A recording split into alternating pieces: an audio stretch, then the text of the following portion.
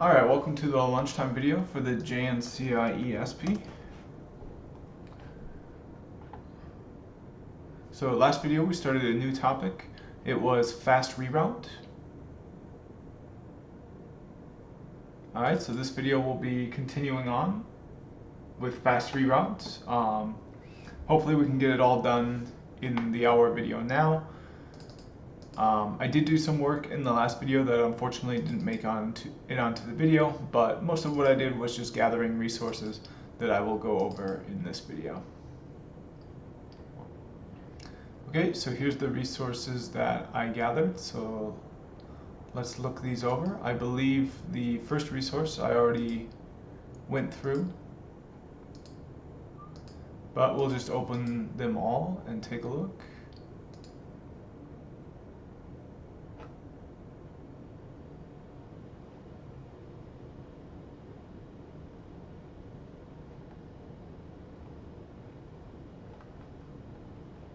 Okay, so I don't think I went through this whole resource.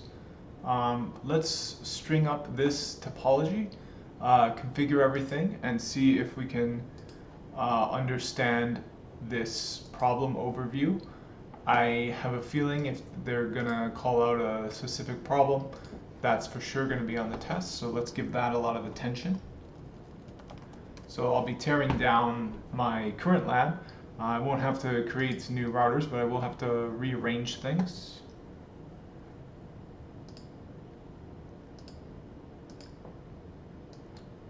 Okay, so we're gonna have 1, 2, 3, 4, 5 routers.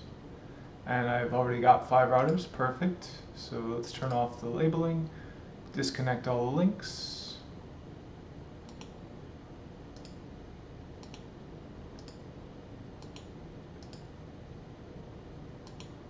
Okay, so now let's, we got one more link to disconnect. Okay, so now let's rearrange the routers into that topology.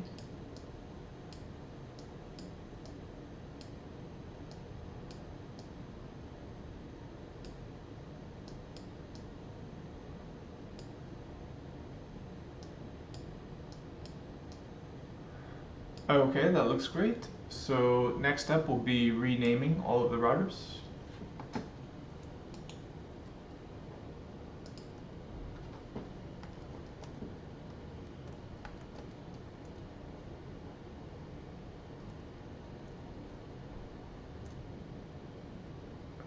Okay, and I will include the rest of the name.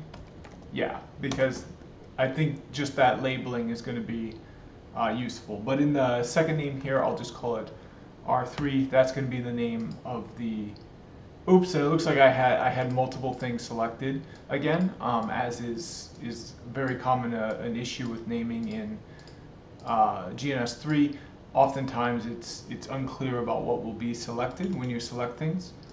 So we're going to change this to just the number 1, and we're going to change this to just the number 2. Okay, and then we're going to be careful to select exactly what needs to be selected, which is just the control plane for now. Perfect. And then just the forwarding plane.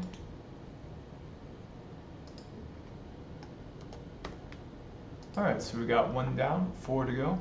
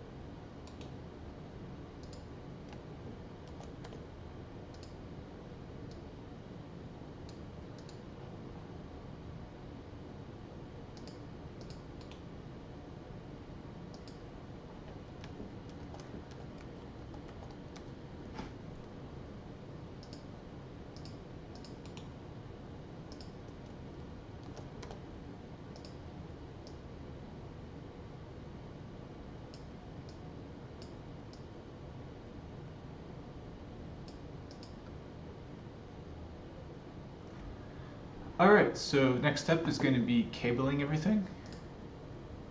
So it looks like they're using a convention of 1, 0, and then here 1, 3, and then here 1 to 1. So let's use a different convention. We'll have the left be 0, we'll do 0 to 0, and then the right be 1, so we'll do 1 to 1. Okay, and then we'll keep that convention, so the left is going to be, so unfortunately we can't keep that convention because we've only got 1 here.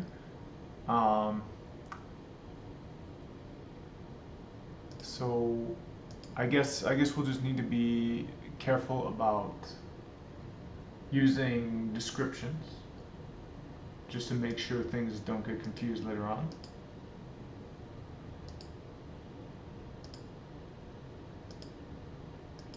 Okay, so let's blank out the configs now, set up the host names, and set up some descriptions so that we don't get confused about the cabling that was used. And before I do that, I'm going to do one more step. I'm going to add some labels. Oops, so I don't want to insert a picture, I want to insert a shape.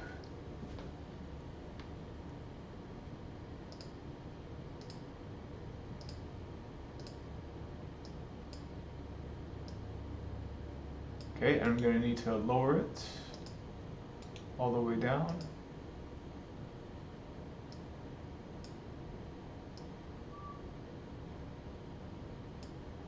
Okay, so that looks pretty good. Let's add another shape.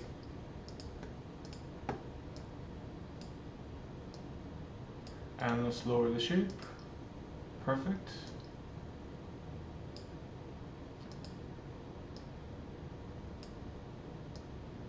Okay, so that looks good as well. Let's make sure to add the labels as well. So we've got one label, so we've got our port labels here, but we'll add some custom labels as well. So it's going to be provider core OSPF area 0.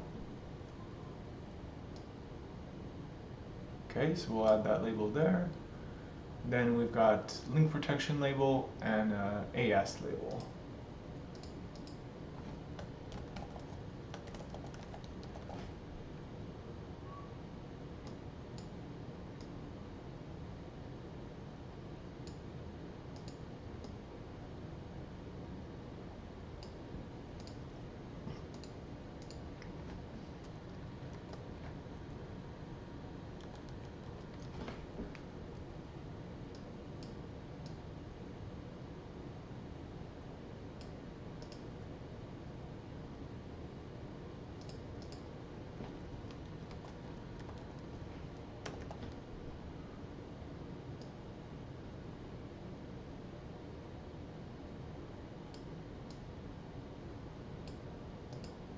Alright, so we've got everything good to go.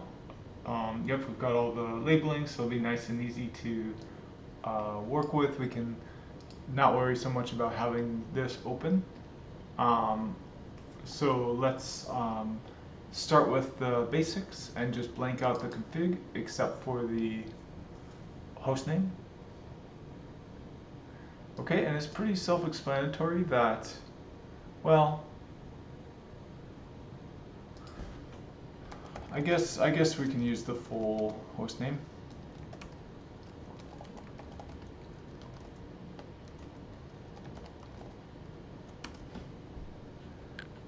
Okay, so we'll do a delete. Yes. Okay.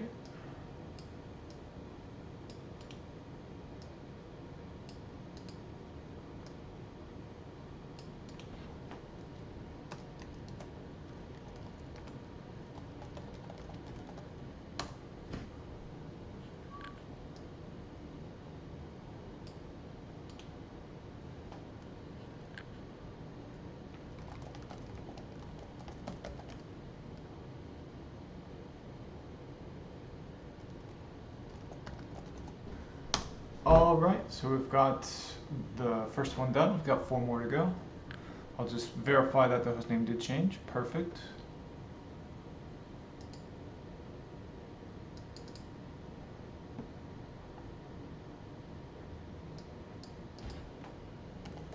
Oops, and I did forget to add descriptions, but we can go back through and do that next. And then we can do the IP addressing at the same time.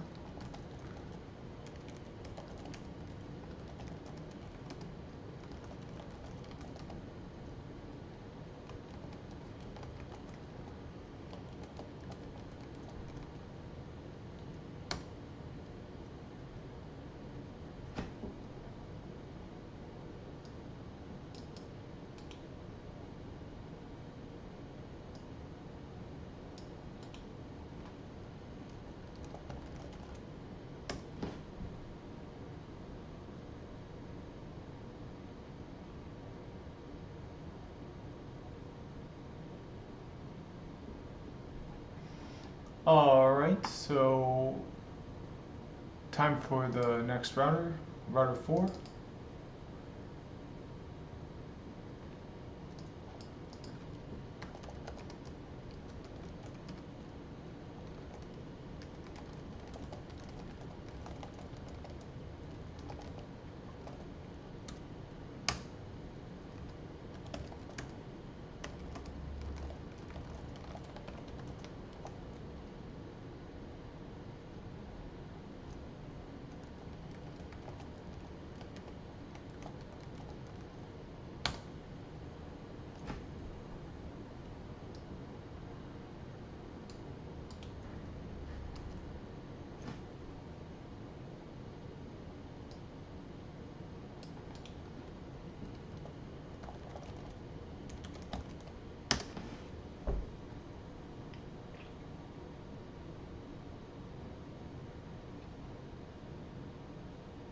Alright, 2 more left.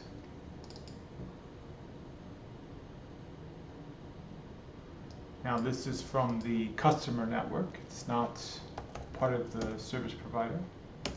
It's just used to make things more clear in the example. So I'm not sure if I'll be responsible for these sorts of routers on the test, or if they'll be already configured, ready to go. I would expect that they're already configured and ready to go, because if they're customer-owned devices and I worked at an ISP, of course I would not have access to those devices.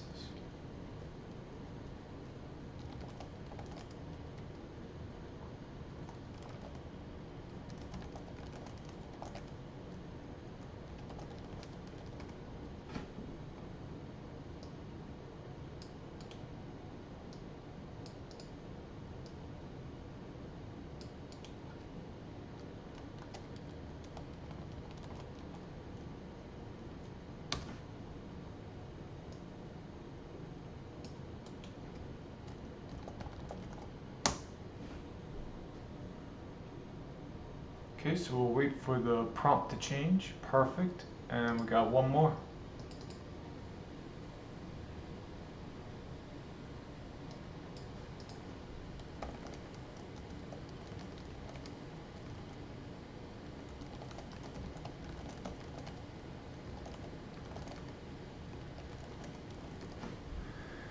Alright. Okay, feels good to almost be done.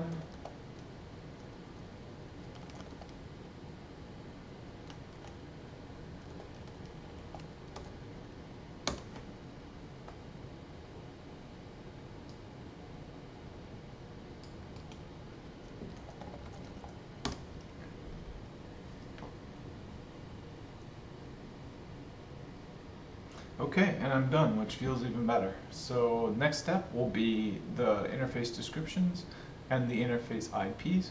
We'll start with the transit router.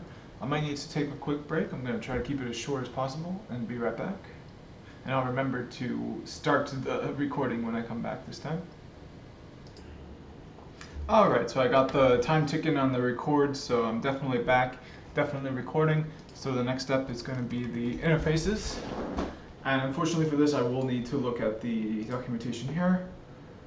So it looks like we've got some IPs already for us, and it looks like we can use anything we want for the.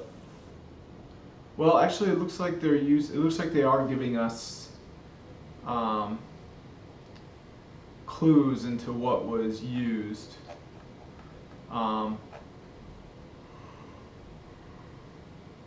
I think I'm just going to use 10 dots for all of the IP addressing and use /24s.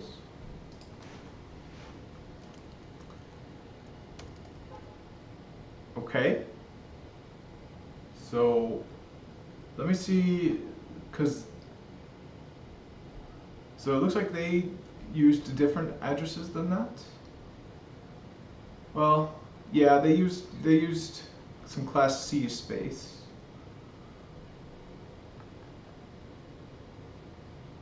But we'll just use different IP addresses. I don't think it will make anything that much more confusing.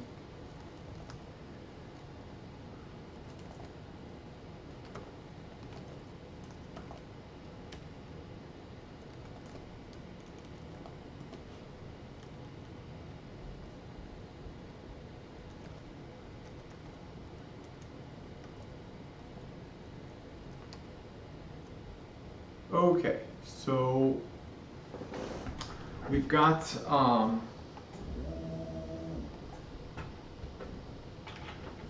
we've got everything ready to go, just to add a description, so we'll do that. And we'll just keep it simple, we'll just say to R2. Okay.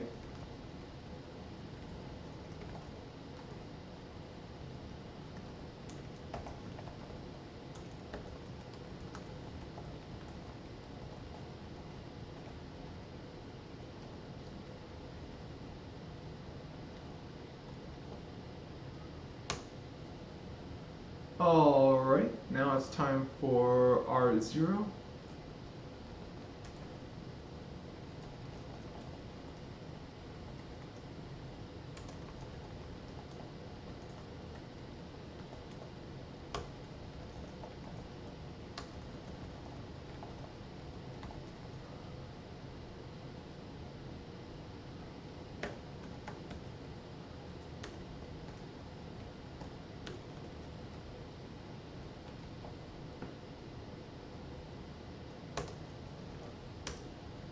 Okay, and then we've got one more left. That's going to be the loopback interface.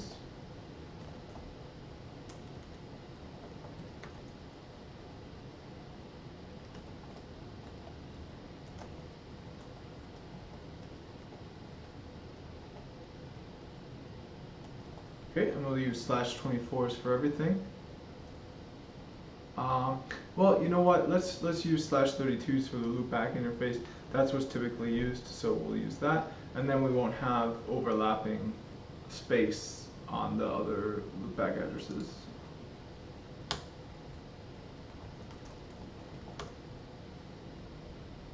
Okay, so everything looks good to commit.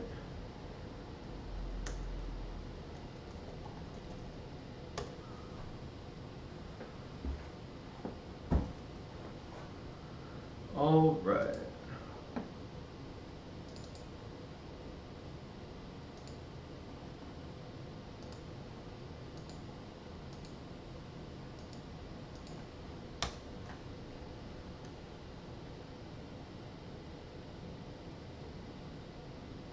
So we should have 3 interfaces that are up right now.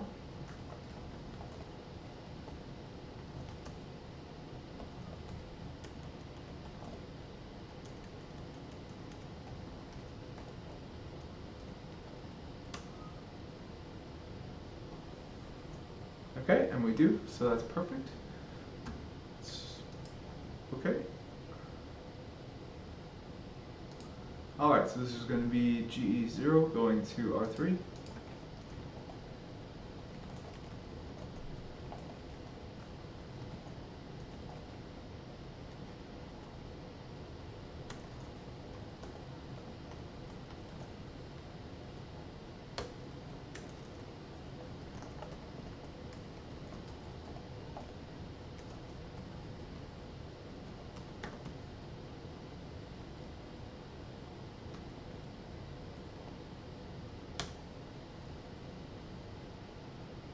Okay, and then 0, 1 is going to go to R4.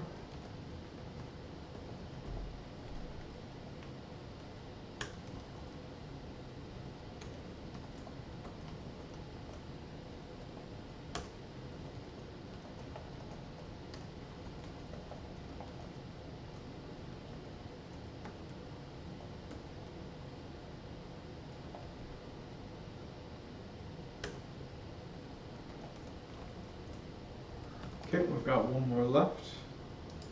I believe that's going to be, yep, that's GE002.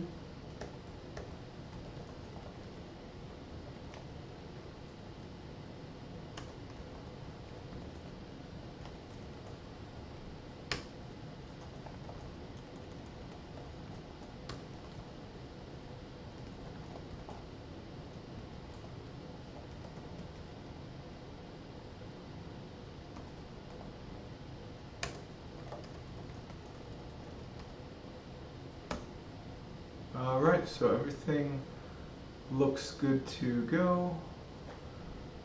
Okay, so I can commit this one, and then I've only got 3 more to go.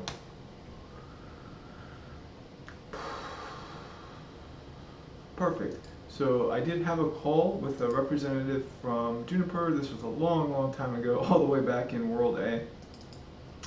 And she said this is the way she does it. She starts with the IPs, Rsvp, MPLS. She kind of groups it all logically together into different layers, thinking of it as if they were layers of the network. And you know, that's a confusing word to use because there's layer 1, 2, 3 through 7. So layer is already kind of a loaded term, but it's something that kind of helps you understand what each component is for if you configure the components in order so that each component that depends on a previous component already has that previous component all the way set up. If you configure your things that way, you can kind of frame your mind a little bit better to think about what is truly happening if something goes wrong. Okay, so configure private.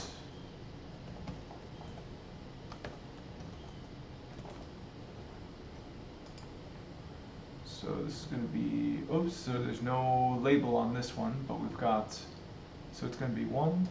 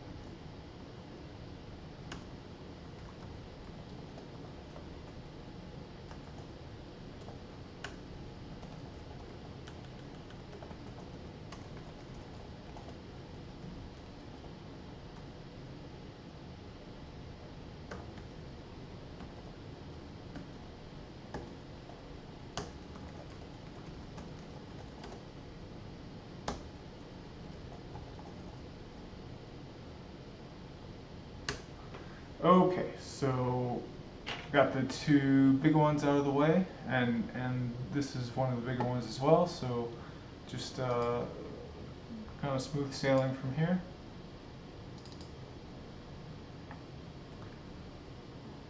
Okay, and then we'll wait to verify our results after, well, you know what, we might need to not do that because they're not all in the same AS.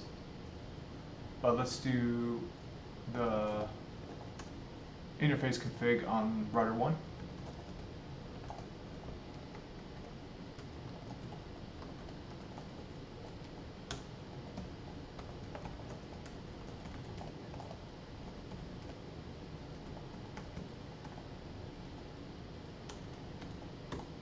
Okay, so I hope I did dot 2 on the other side. I think there is a good way I can verify that without having to log back into the other one. I can look at the ARP information, or just try to ping across the wire, see if it works.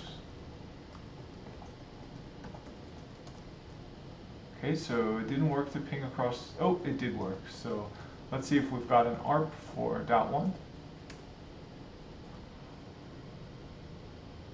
Oops, so we've got an ARP, but it looks like it's an ARP for .2. So I guess I'm surprised the ping worked. Let's go and check that .2 is what is configured on the other side. It's going to be on gig 2.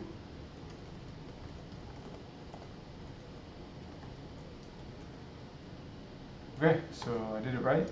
Just gotta learn to trust myself, I guess.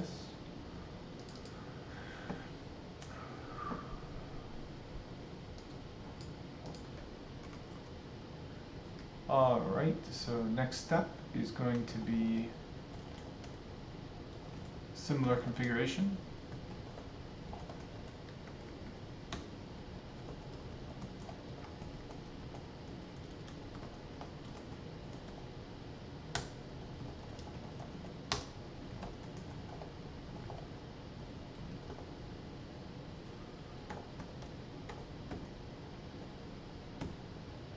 Okay, so it's a little bit unusual because we're not using consistent naming, but you know, out there in the wild in production, you're never going to have a situation, especially when you're, well, I guess never say never, but you're usually not going to have such clean scenarios, so you might as well get used to having a little bit of complexity in there.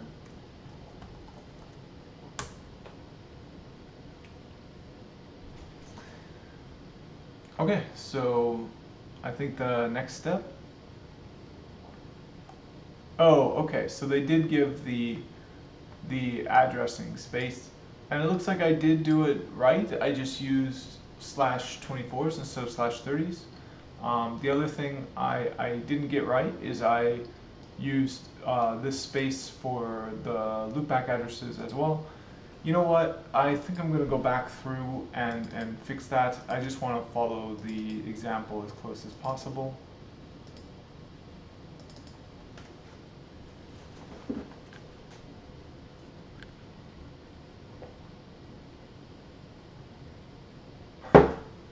And this will need a third video, it looks like. But I think I'm just going to do this lab, and that should be enough for fast reroute. So I won't need to do like 6, 7 videos like I have done for other topics.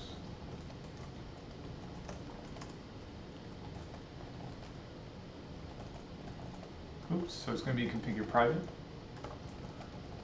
All right.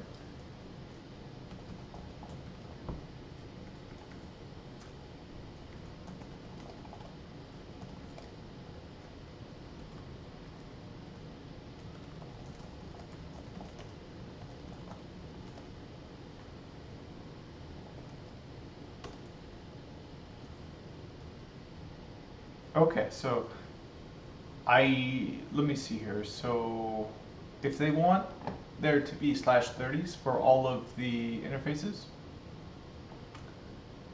oh,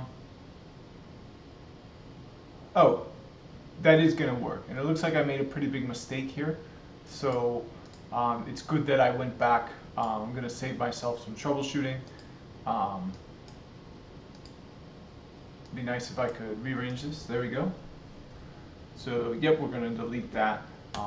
Very clearly it's not the right address. Okay, so now we'll configure the correct one, which is going to be 10.0.23.14. This is going to be the second host address in the .12/30 subnet.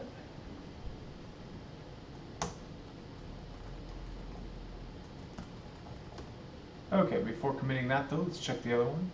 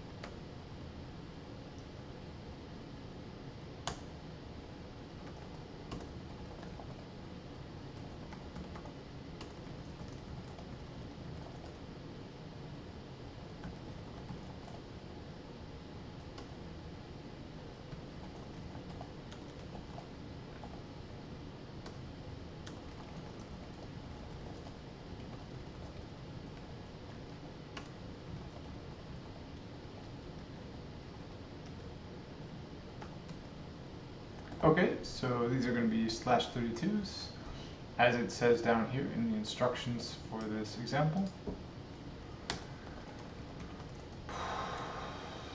Alright, so we've got all the IP addressing corrected. We've now got /30s, and I had really big mistakes. I think, so 00 should go to the left, so that should get 23. 01 to the right, so that's 34. Yeah, so that looks better. Yep, I had really big mistakes before, so those are going to be fixed. Save me some troubleshooting later on. Let's move on to the next router.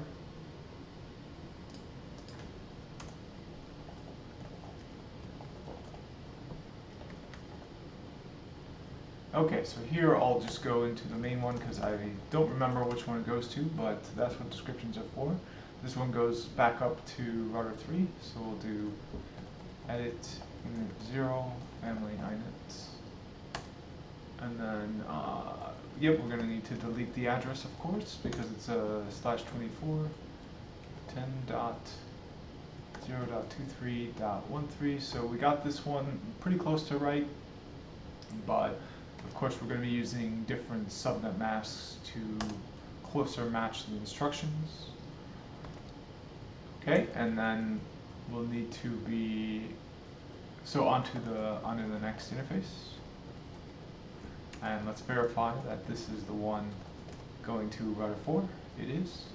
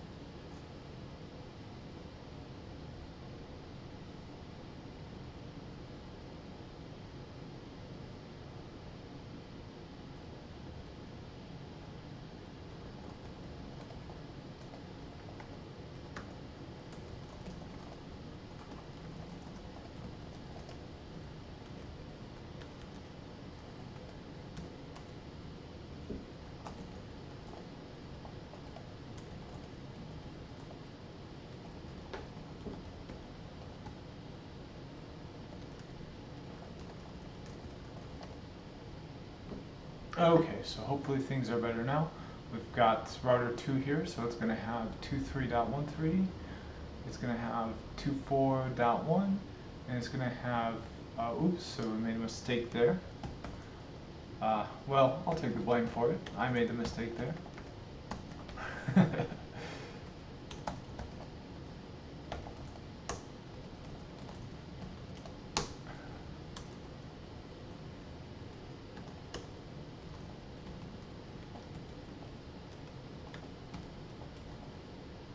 Okay, so I almost made the same mistake.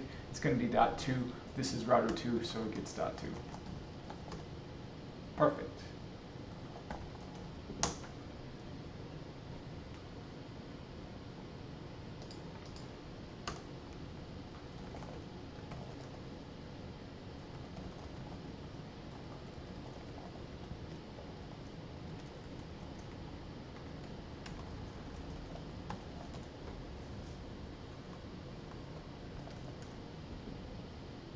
Okay, so this one is a bit different than what I was expecting. It goes over to router 2, so it gets 24.2. Oh, and right now it's got 24.1.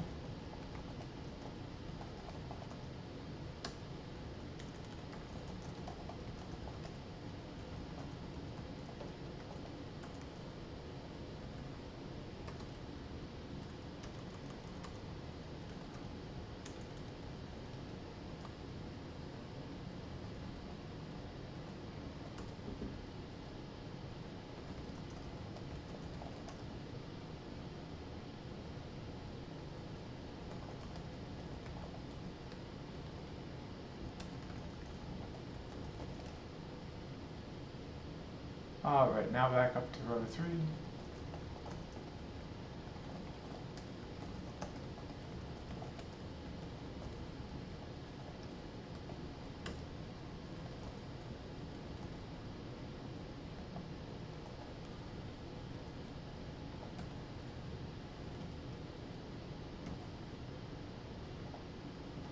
Okay, I got it right the first time, except for the subnet mask.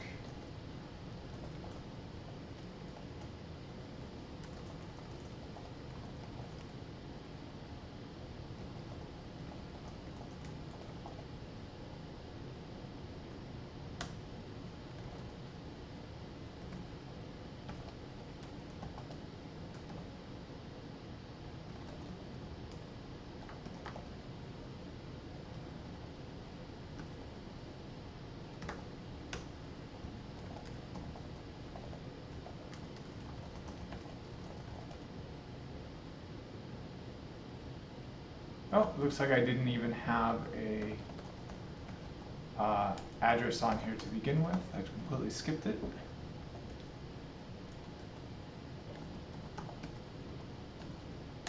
Okay, but this is good to go now. We've got on the interface 0, which I believe is facing here, 24.2. Got 34.14, perfect, and 45.1, perfect. Okay, yeah, everything's good to go. Oops, so it looks like we've got a problem here.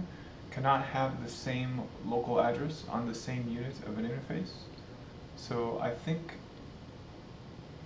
so I forgot to delete the existing IP address before adding the new one.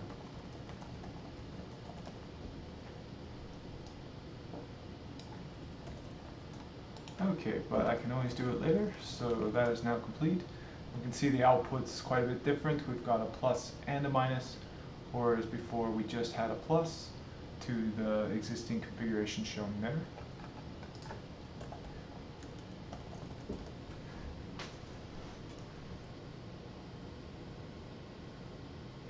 Okay, so now we've got 2 more left, and they're going to be a bit easier than the others.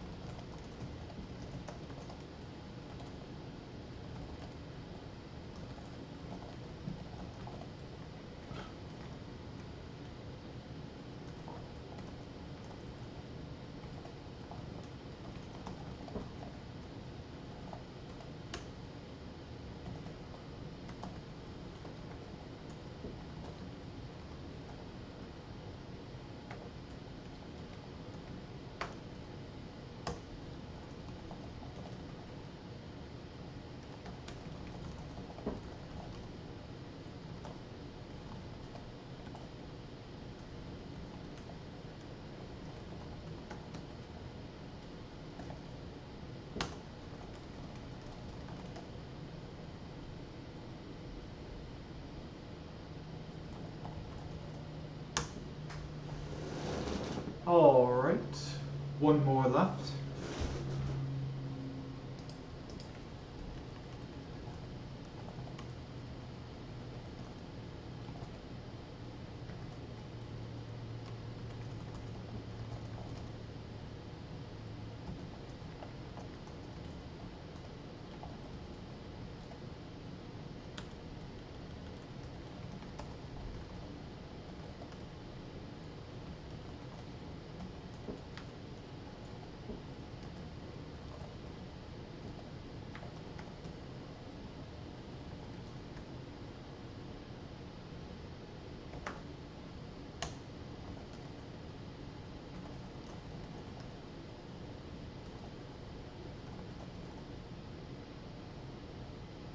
Oops, so before I commit, I will also change the Loopback 0 interface.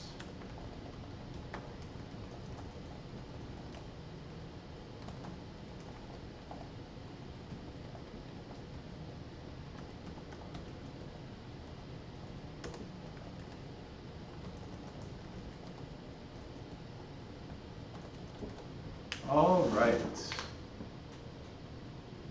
Okay, so everything's good to go. It'll be a bit easier to check the results once the layer 3 is configured. So we're going to need an IGP, but we're only going to need it in this autonomous system. These routers aren't even connected together. So the IGP is going to be single area 0 OSPF. So I'm going to close these just to make things easier. And then I will set up the IGP. So we will need to enable traffic engineering on it as well, since we're going to use MPLS. So edit protocols OSPF, set traffic engineering, set interface, set area 0, interface all, commit and quit. Okay, so that's all that's needed. Setting up OSPF is really nice and easy.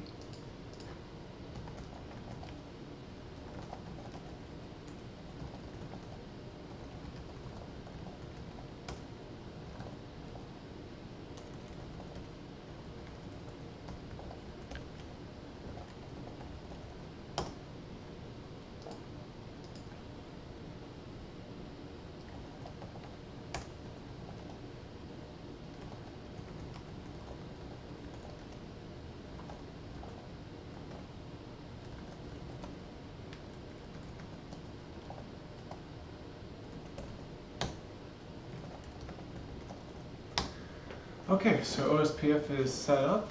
Now that I'm on router 2, I should see a route learned through OSPF. Actually, I should see multiple routes learned. I should see this route, this route, this route, and this route. So that's 1, 2, 3, 4 routes learned through OSPF.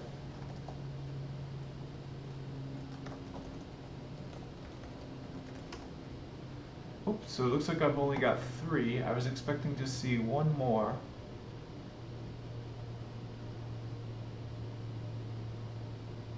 Oh, actually it looks like I've only got 2 because this is just the multicast. So sometimes it does take a little bit of time for it to populate. So I was expecting to see 1, 2, 3, 4 routes, and we've got 1, 2, 3, 4. Perfect. We've got 2 loopback routes, and we've got the route between router 3 and router 2, and then the route going to the other autonomous system. That's exactly what I was expecting to see.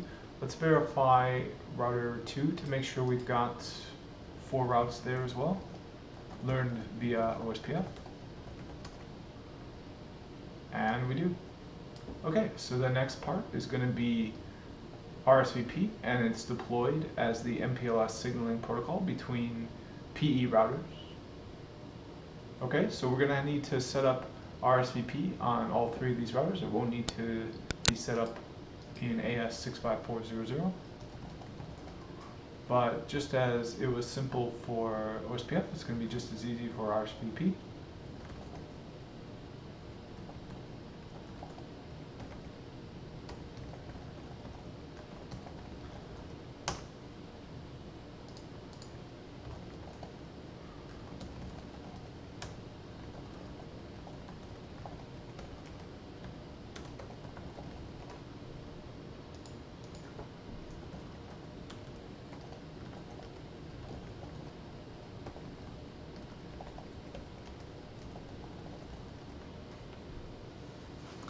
Okay, so we've got Rsvp good to go now, so I will check the Rsvp neighbors, make sure those are up.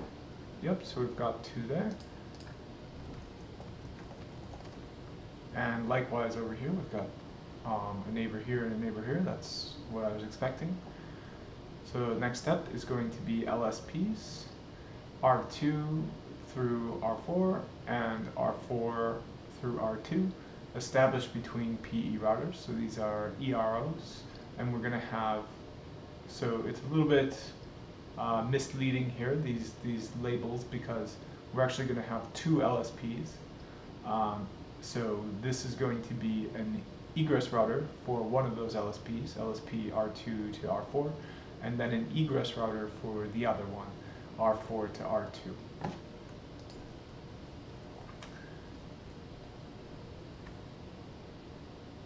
Okay, so I'm going to close R3 because we won't need to do any configuration on it to get the LSP up. Okay, but we will need to, actually that's not true, we'll need to enable MPLS on it. Let's try leaving MPLS off for now and see what effect that has. So the correct command will be set protocols MPLS, interface all, commit and quit.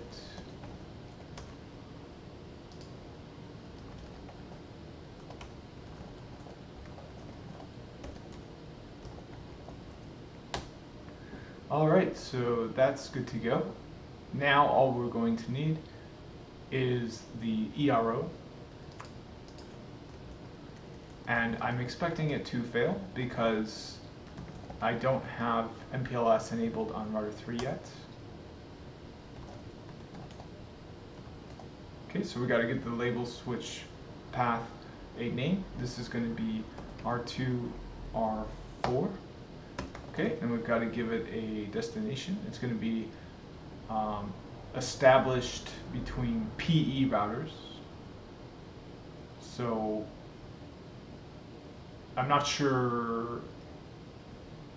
Yeah, I'm not sure what address they want me to establish it to, but I will try to establish it to the loopback address. Okay, and then I'm pretty sure it won't come up. Oh, and it looks like I'm running out of time. I'm going to have enough time to set up the label switch path.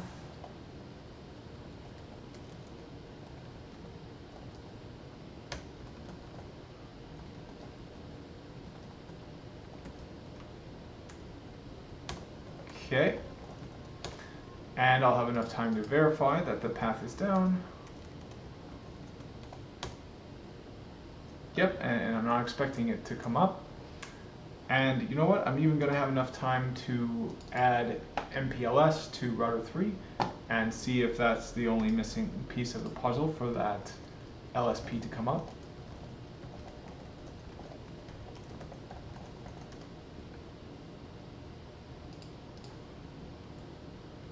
But it looks like that's not the case. It's going to take more than that, and I'm not going to have time to dig in and figure it out further. So stay tuned for the next video where I complete the remaining steps to have this ready to go for this problem scenario, and I get this LSP to come up. Thanks for watching. See you in the next one.